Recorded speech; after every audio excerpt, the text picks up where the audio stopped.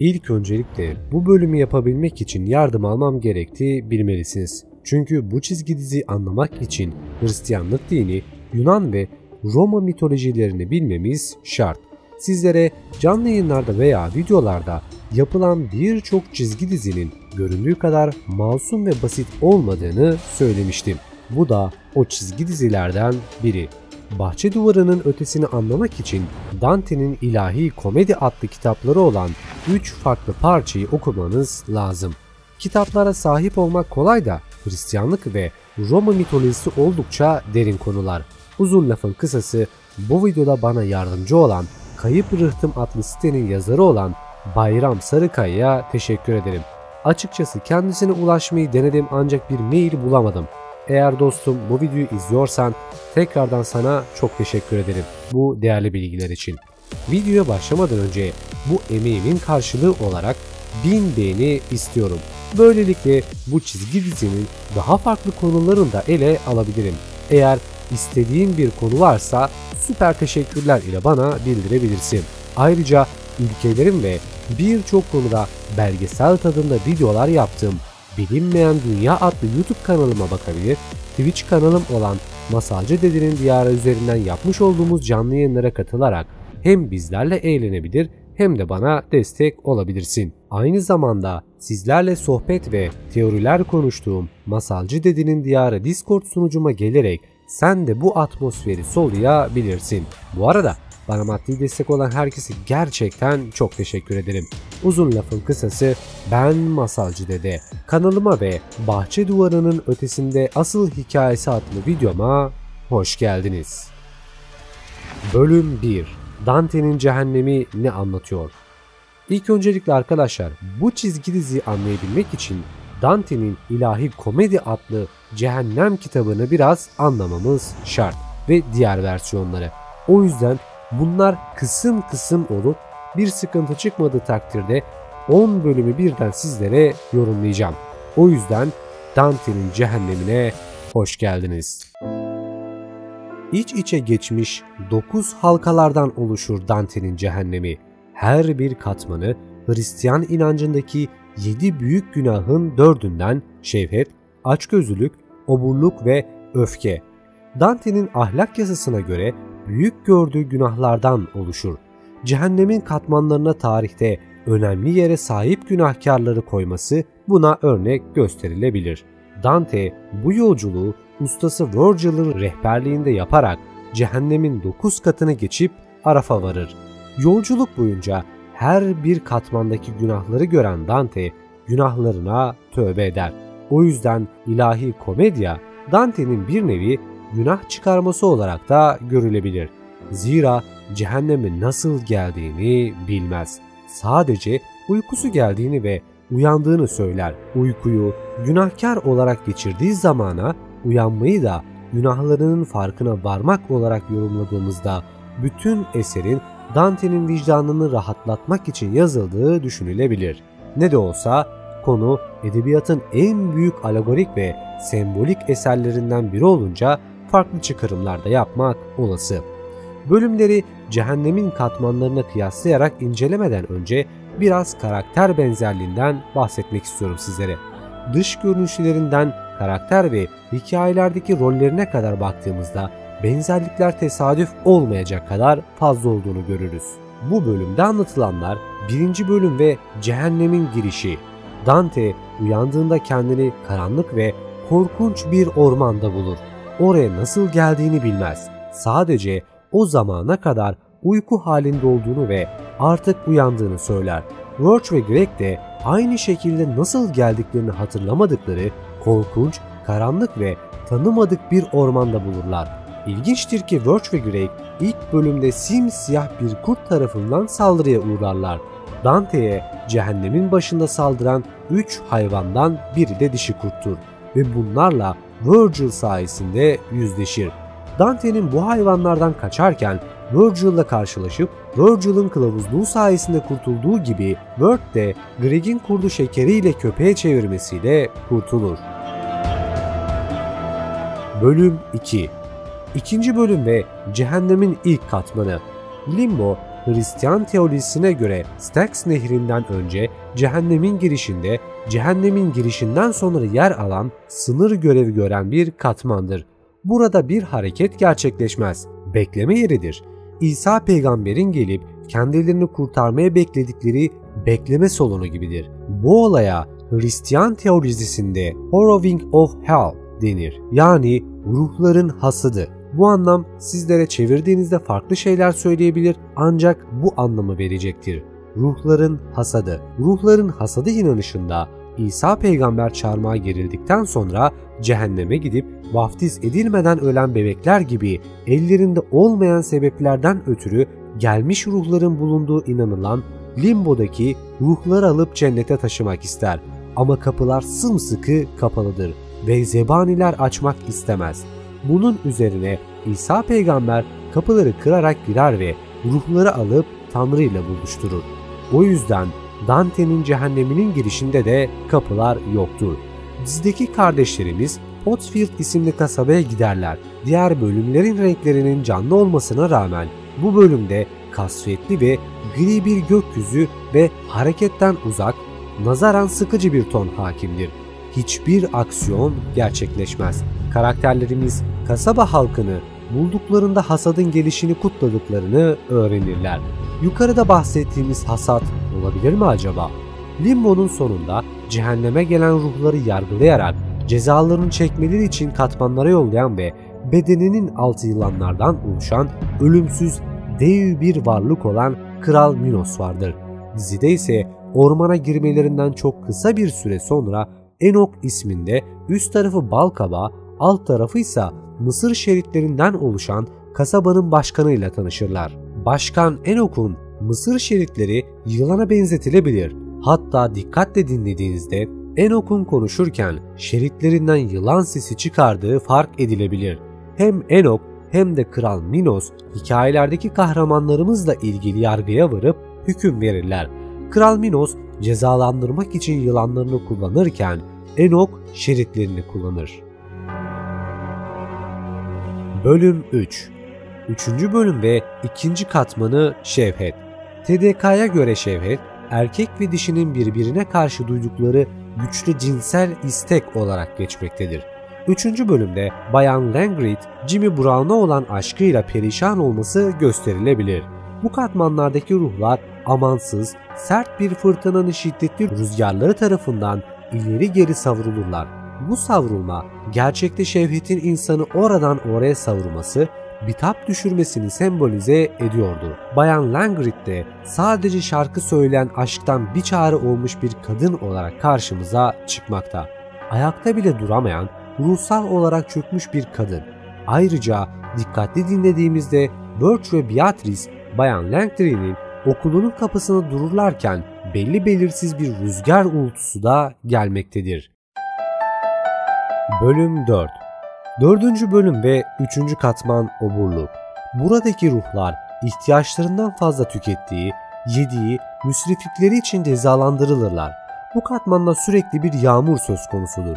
İşe bakın ki bu bölümde de genel bir yağmur teması hakim. Cehennemde ruhlar müsrifliklerinin cezasını bulundukları yerden kımıldayamamakla, herhangi bir şey yememek ve içmemekle çekerler ve genelde taverna ya da han gibi yerlerle bağdaştırılırlar. Bu katmana giriş çıkışlar Yunan mitolojisinde yeraltı dünyasında da kapısında duran 3 başlı köpek Kerberus tarafından korunur. Dizide Birch hanın kapısını açmaya çalışırken zorlanır.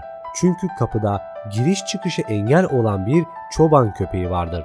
Handaki karakterlere bakınca fazla kiloları yüzünden elbiselerinin düğmelerinin zorlandığını görebiliyor ve oburlukların genel tasvirlerinin geçtiği yerde, yani handalar, cehennemdeki ruhlar dünyada eğlenceye ve müsrifliğe düşkün oldukları için cehenneme gitmişlerdir. Handaki karakterlerse eğlenmek, yemek ve içmek dışında bir şey yapmıyorlar. Cehennemdeki cezalı ruhların bulundukları katmanı değiştiremedikleri gibi bu karakterler de asla hanı terk etmiyorlar. Daha doğrusu edemiyorlar. Beatrice'in başı derde girince bile durum değişmiyor. Bölüm 5. 5. bölüm ve 4. katman. Açgözlülük. Yaşarken paraya, mülke ve dünyevi şeylere olan doyumsuzlukları yüzünden gelen ruhların katmanıdır.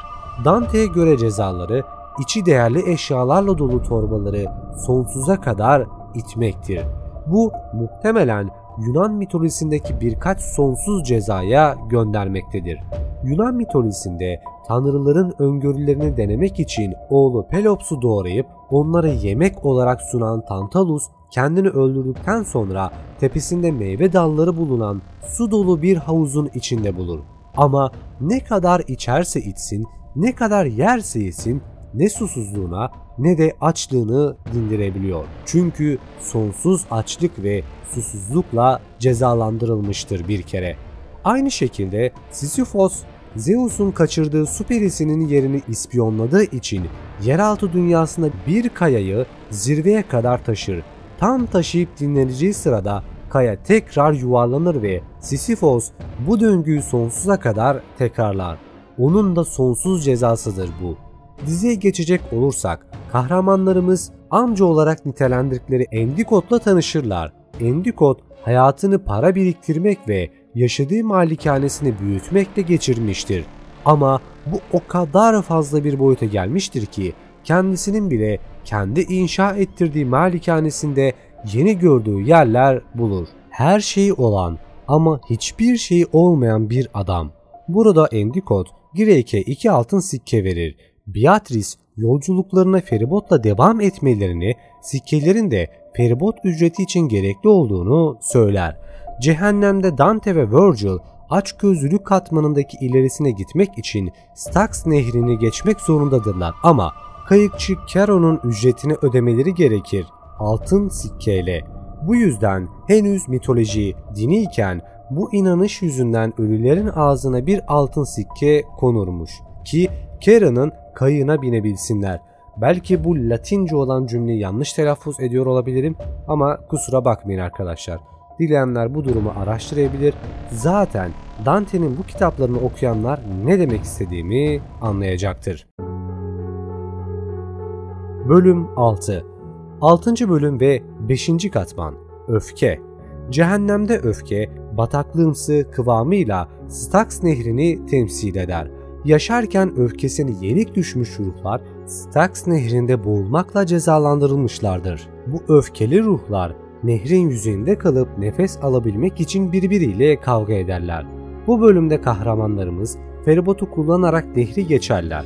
Cehennemde Dante ve Virgil'in kayıkçıya ödemelerini yapmadıkları gibi dizide kahramanlarımız da feribota bedava binerler. Greg'in bataklıktaki şu hali ise rahatsız edici seviyede benzer. Ayrıca dizinin bu bölümünde karakterlerde olağan dışı bir sinir hakimdir. Verge, Beatrice'in onlara yalan söylediğini öğrendiğinde bir anlık öfkeye kapılarak Adelaide'ın sihirli makasını çalar. Styx nehrinden sonra Dante ve Virgil Dis şehrine varırlar. Burası öfkeliyken cinnet ve ölüme karışmış ruhların bulunduğu, cehennemin artık daha da ciddi günahlarının görülmeye başladığı yerdir. Dante ve Virgil buranın girişinde Gargon kız kardeşlerinden Medusa ile karşılaşırlar. Genelde bu 3 kız kardeş sayıları yüzünden Moirai ile karıştırılırlar. Moirai yaşlı 3 kardeş olup Yunan mitolojisinde ip, çıkrık ve makasla insanların hayatını örer veya keserler. Kloto ipi eğrir, Lachesis insanların hayatını iple ölçer ve en önemlisi olan Atropos kimin öleceğine onlar karar vererek makasla ipini keser. Dizide yaşlı cadı Adelaide makas ve ipler taşır ve çocuk hizmetçileri kendilerine köle yaparak sembolik olarak onların ipini keserler. Bölüm 7. 7. bölüm ve 6. katman Şirk. Dini saptırmak, büyünün herhangi bir türüyle uğraşmak ve Katolizmden başka dine inanmak Dante'ye göre şirke giriyor. Ama zamanında cadı mahkemelerinde yakılan cadılar ve Katolik olmayanların da bu katmana yollandıklarını biliyoruz. Bunlar birinin işleyebileceği en büyük günahlardan sayılıyordu. Bu katmanda ruhlar sonsuza kadar diri diri yanarlar. Dizide 7. bölümün başında resimde siyah kaplumbağaların pişirildiği görülüyor. Diğer bölümlerde görmediğimiz büyüyü Fısıltı Hala, Lorna'nın üzerinde kontrol büyüsü yaptığını görürüz. Her yerinde mumlar yakılmış evi göz önüne alarak Fısıltı Hala'nın büyü kullanmayı bildiğini düşünürsek, ritüel veya kurban etme töreni olduğu varsayımını yapabiliriz. Başında da söylediğimiz gibi büyünün her türlüsü şirke girer. Bölüm 8. 8. bölüm ve 7. katman şiddet. Burada kastedilen kişinin birine ya da Tanrı'ya karşı göstermiş olduğu şiddettir. Cehennemin bu katmanı kendine şiddet uygulayanlar, başkasına şiddet uygulayanlar ve Tanrı'ya şiddet uygulayanlar olmak üzere 3'e ayrılır. Buranın girişinde toplu katliam ve cinayet işlemiş insanların kurbanlarının kanıyla kaynayan Phlegeton Nehri yer alır. Bu suçları işleyen ruhlar bu nehirde boğulmakla cezalandırılmışlardır. Başlarını çıkardıklarında ise Sentorlar ve Minotaur tarafından okla veya mızrakla saldırıya uğrarlar. Bölümün açılışında Dante ve Virgil gibi Word ve Greg de nehirde yol alırlar. Nehirde insan gibi balık avlayan bir balıkçı balık görürler. Tanıdık geldi mi sizlere? Evet, Sentorlar ve Minotaur'un yaptığı gibi nehir canlılarını avlar. Şiddet katmanının devamında Virgil ve Dante kendi canlarını alan ruhların bulunduğu intihar ormanına girerler. Bu ağaçlar insanlardan oluşur ve harpiyalar tarafından yuva olarak kullanılırlar. Birch ve Greg girdikleri ormanın ölmüş insanlardan oluştuğunu öğrenirler. Bird'ün umudunu kaybedip uyuması, intihar edip sonrasında intihar ormanında ağaca dönüşen ruhlara haliyle de cehenneme gönderme olabilir. Greg ve Kuzey Rüzgarı da bu bölümde birbirlerine şiddet uygularlar. Bölüm 9. 9. bölüm ve 8. katman sahtekarlık. Hırsızlık, yalan söylemek ve gerçekleri olduğundan farklı göstermek sahtekarlığa örnek olarak verilebilir. Dizi, minvalinde olmadığı biri gibi davranmakta denilebilir. Bu duruma göre Bird kesinlikle sahtekar. Çünkü Sera'yı etkilemek için olmadığı biri gibi davranıyor. Ayrıca bölümün Cadılar Bayramı'nda geçtiğini düşünürsek herkesin kıyafet değiştirmesi de sahtekarlığı sembolize ediyor olabilir. Hırsızlığın da sahtekarlığa girdiğini belirtmiştik. Hatırlarsınız, Greg Bayan Daniels'ın bahçesinden kaya parçası çalıyordu. Yolda geçen bu hırsızları da es geçmemeli. Cehennemde sahtekar ruhların cezası karanlık çukurlara atılmaktır. Dizide Birch ve Greg trenden kaçarlarken yokuştan aşağı hem gerçek anlamda hem de mecaz anlamda düşerler. Peki sonsuz çukura düşmenin neresi korkunçtur ki?